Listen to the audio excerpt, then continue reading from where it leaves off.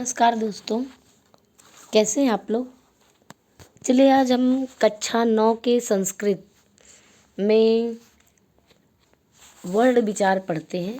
NCERT Sanskrit में word विचार में हम सबसे पहले देखते हैं कि वर्ड किसे कहते हैं। तो यहाँ पे भाषा की सबसे छोटी इकाई को वर्ड कहते हैं। वर्ड से हमें पता है कि वर्ड से शब्द बनते हैं और शब्दों से वाक्य बनते हैं और कई वाक्य जब मिल जाते हैं तो एक भाषा को जन्म देता है।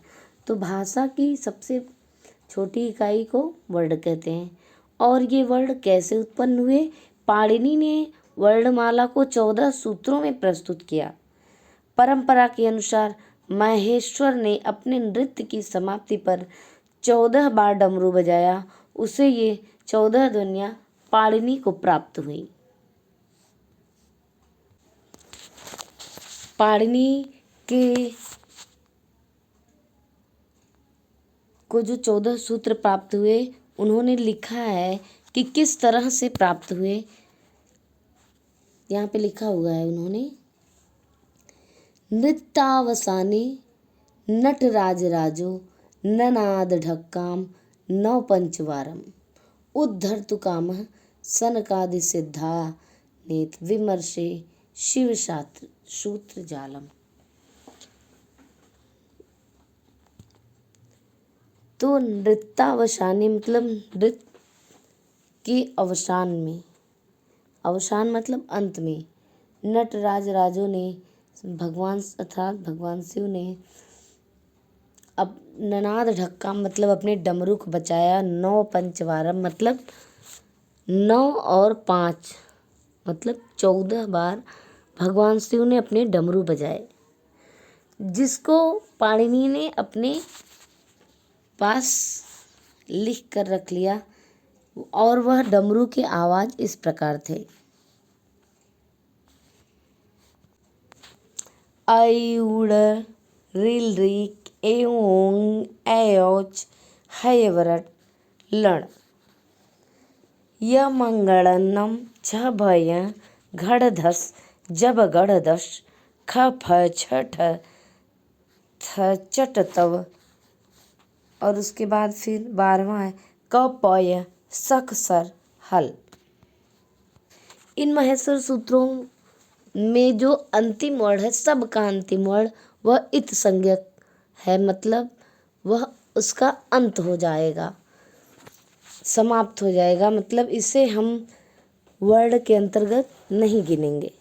तो अयुड़ में अ ई और उ वर्ण बचते हैं, रिल रिक में री और री बचते हैं, एओंग में ए ओ बचते हैं, ऐ औच में ऐ और औ बचते हैं, हयवरट में ह य व र बचते हैं, लण में ल बचते हैं। और यमंगणनम में आपकी यमंगण न बचते हैं, झ भ य में झ और भ बचते हैं, घड़धस में घड़ और ध बचते हैं, जब गड़दस में आपके जब गड़ द बचते हैं, ख फ छ ठ थ चट तव में ख फ छ ठ थ च ट और त बचते हैं। और 12वां सूत्र में क प य में क और प बचते हैं, स ख सर में स ख और स बचते हैं, हल में हव से बचते हैं। भगवान शिव का जो वो श्लोक है जो उन्होंने लिखा है कि नृत्यावसाने, तो यहाँ पर नृत्य का अर्थ बताया है दस रूपकार मम्मट जी ने कि नृत्य और नृत्य में अंतर होता है।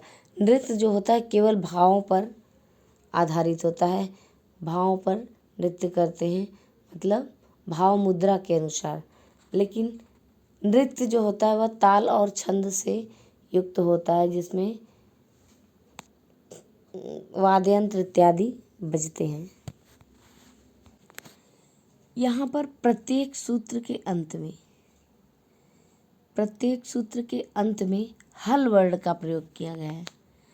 हल मतलब व्यंजन होता है, व्यंजन वर्ड, और इसका प्रयोग प्रत्याहार बनाने के उद्देश्य से किया गया है। और जैसे एक उदाहरण दिया गया है, अयुड़ मिड हल वर्ड है, मतलब व्यंजन वर्ड है। इसे प्रत्याहारों के अंतर्गत आने वाले वर्णों के साथ सम्मिलित नहीं किया जाता है। फिर प्रत्याहार देखते हैं। माहेश्वर सूत्रों के आधार पर विभिन्न प्रत्याहार निर्माण किया जा सकता है।